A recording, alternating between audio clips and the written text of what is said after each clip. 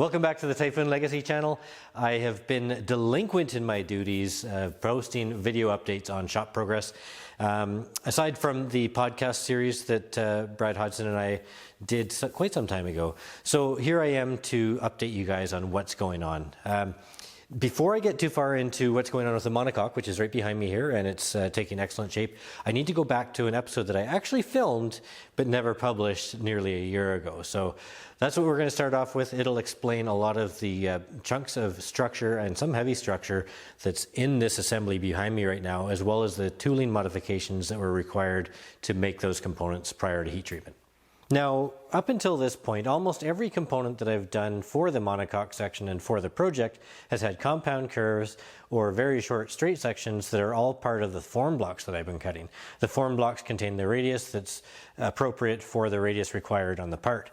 But when I do straight bends, primarily straight bends, for a part, or a part that's all straight bends, I have to pack the brake. And packing the brake is basically wrapping a piece of metal around and building that material up until you have the correct radius on the nose of the fingers. And that works for some little parts, but it's very frustrating and takes some time if you have to set up and do that for every component of every radius. Another solution is to buy full new sets of fingers, which I would like to do eventually, but they are quite expensive. So to get the parts done that I need to do now, and to really kind of blanket a lot of the radii that Hawker seems to use, being approximately 1/8 of an inch and 5/32 of an inch, I decided to go ahead and put a 3/32 radius on this. When you get these fingers, when you buy a brake like this, it comes with 0 radius. So you get a 90-degree sharp bend, but that is not good for structural aircraft components. So the radius is crucial depending on the material thickness and the strength requirement of the component. So I chose a 3/32 radius because it would be easy to pack, easy to cut, then easy to pack to the two most common radii using standard sheet metal thicknesses for the full width of the brake. So the first thing I did is I took all of these fingers off and I had to set them up on the mill individually and use a radius cutter to cut that radius. I'll see if I can show you here. Probably a little out of focus, but you can see now that it's round here. And that's using this radius cutter, which is now completely cooked. It was a, well, I have to put this down because it was a high-speed steel radius cutter made in China, and it worked. It just barely got me through 48 inches of fingers, and by the end it was basically burnishing or just polishing off the radius. So she's done now, unless I need to radius some wood, but it got me through this. So now I've got a 3/32 radius on there, and to get up to my next radius size, I'll show you what I do. First one, I used a piece of 20 thou aluminum, and you can see the profile there. The first bend that I put on is this back bend, and I bent it a little bit beyond 90 degrees to help with retention. And then you slide it into the brake and pull it forwards and then bend your final bend. And that's the actual nose. And that's the actual nose. So you want to bend that one well over 90 as far as you can get it. And the reason that I do that is because then I have my correct radius on the nose. But I also, because this is a little bit beyond 90 or over 90 degrees, you can slide it underneath there when you put it on, and it retains the packer. So you don't have to mess around, you're not having it fall out of place and have to fight with it as you're trying to bend your component. So then you have a nice radius true throughout the full distance. Now, another thing that you might have noticed there is that I also cut that back piece down. So it's just at the ends. And the reason I do that is because of over 4 feet, it actually retains it so well that it's very difficult to get off, and you end up spending a lot of time messing around trying to get that off there. So now it essentially just clips into place. And with the thinner ones like this of 20 thousandths of an inch, I can just pull it off by hand. The next packing piece that I had to create is, I used a piece of steel of the appropriate thickness. And this gives us the 150 thou radius that seems to be predominant in all of the components for the Typhoon that I've built so far.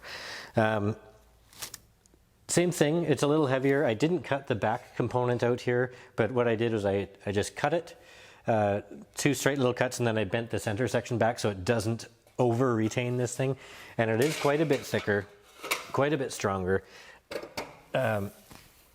and more difficult to get off of there. But again, it's only held at either end. So in this case, I use a screwdriver, and you can just release it that way.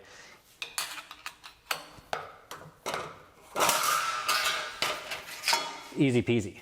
The next tooling modification is again radii being placed on fingers for a brake, but this time it's for our hydraulic press brake that was kindly donated by Pyrotech Aerospace. On the Typhoon, on the monocoque section, there are 4 heavy stiffener sections that hold the forgings that attach to the integrating structure on the cockpit, and they look like this. This is the stiffener at joint Q. So it's a fairly heavy 80 thousandths of an inch hat section, but it's also very tight to get into and break that kind of profile. So this machine was crucial for that thickness of material, but also being able to have the fingers to do that. So this is the finger profile that I used for that, to be able to go in there and bend what we needed to bend. Now, an interesting thing about these is, again, there's 4 sections. There's port and starboard, there's one at 0 stringer and one at 13, so right at the very top center and right at the very bottom center. We happen to have the drawings for the top and the bottom, but we didn't have the port and starboard drawings. And port and starboard are just mirror images of each other, which is helpful, but we really needed a component. Now, I knew we had this component because way back when I purchased the collection from Roger Marley, I don't know if that was 2014, 2013, somewhere around there anyway. I remember unloading it, and I'll see if I can find the picture here. I remember unloading it and finding this piece, or a chunk of structure in there, obviously from a wrecked aircraft or one that was being scrapped, but it had this piece on it, and I knew exactly what it was as soon as I saw it, and I was super excited because I knew that we were missing that. So this is port starboard, depending on which mirror you look at, and it gave us the information that we needed. Now, if you recall, I said that they're all different.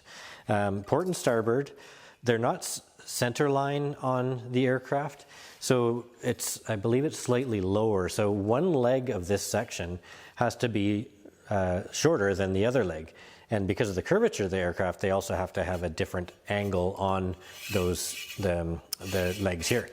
So it was a little bit tricky for that. Again, port and starboard were pretty good because they're similar, but we needed that information. So I had to take that piece of structure that contained this and dissect it, identifying all of the components that were in there. Now, the 0 and 13 top and bottom are P and R respectively. They're a little bit different as well. So when you look at those guys, they look the same, sort of. Which one is this? This is a Q, so it doesn't matter. When you look at these guys, there was no difference. Basically, the flanges had a bit of an angle because of the curvature, but the leg length was equal.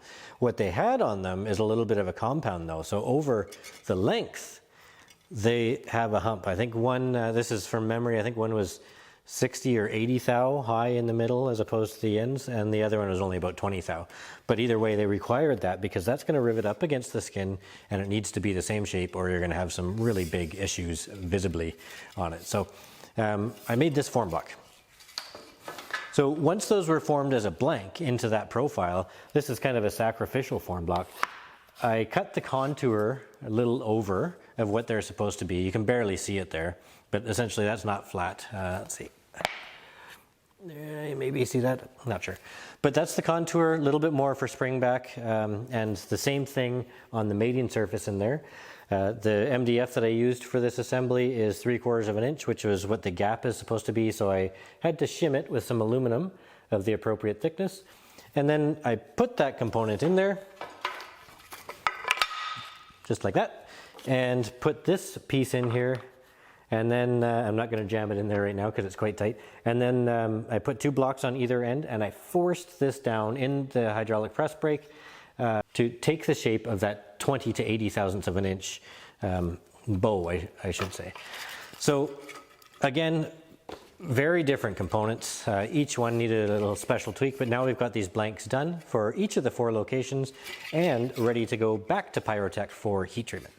The first 3 main frames, A, B, C, on the monocoque are all a little bit different than the rest. And that is that frame A is the heaviest. It's a very heavy double frame. And then it goes to frame B, which is a heavy thickness but single frame, and then C, which is a lighter thickness double frame. So on those double frames, they have these type of sections. And these actually go, they've got a flange on them, so they're, again, a bit of a C shape. These sections go and rivet to both frames to kind of box it in, I suppose, to make it a box style frame. But I had to produce these guys. So again, the radius was 150 thou on frame A with a thicker material, and it was the approximately 1/8. I think they actually call it a 0.118 or 0.12 radius. Regardless, I needed to get those radii, and I needed to produce this. So I was going to do a couple different things with it, including using the bead roller to get the profile that I needed. But the first step was to take those fingers on the box pan brake and just bend that C profile out of the material required. What I did then is I experimented with a few things. Because this specific part is a stretch flange, I went and I basically crushed this in the bead roller.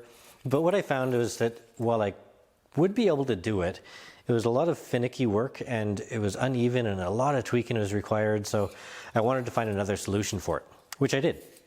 So having these just in flat pieces, here's one here because I'll show you guys what I'm doing.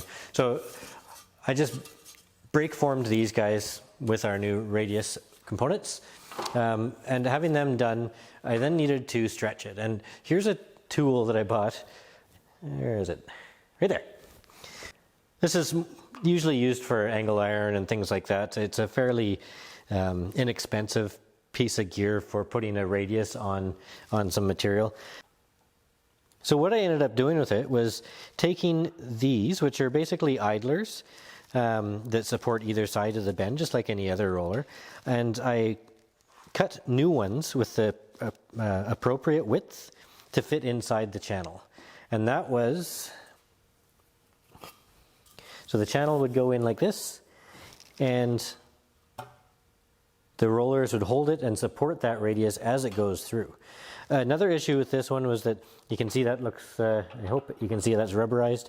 It was a serrated piece, because it normally for steel it needs to kind of grab the metal and bite into it.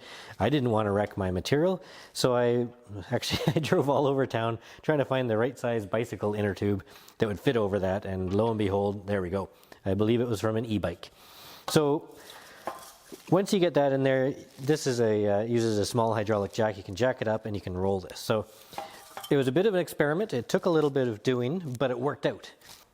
Now, on these sections, this, as I mentioned, is a stretch. There's actually a doubler that goes over and splices the four corners together that's reversed. So it curves the opposite direction, or the channel faces the opposite direction, and the flange is a shrink flange. So I was able to do the same thing with this. Again, just a little bit of rework afterwards with some of the processes I've showed you before. In addition to the parts already described, there's a whole bunch of other little components, doublers, that all had compound curves on them. Tons of form block work, tons of components had to be made and fit to the frames. I think we're just about 100 components in all. The pile looks a little bit topsy-turvy, but it's actually somewhat organized, as I've had to identify the components by their thickness in preparation for the purchase order for heat treatment.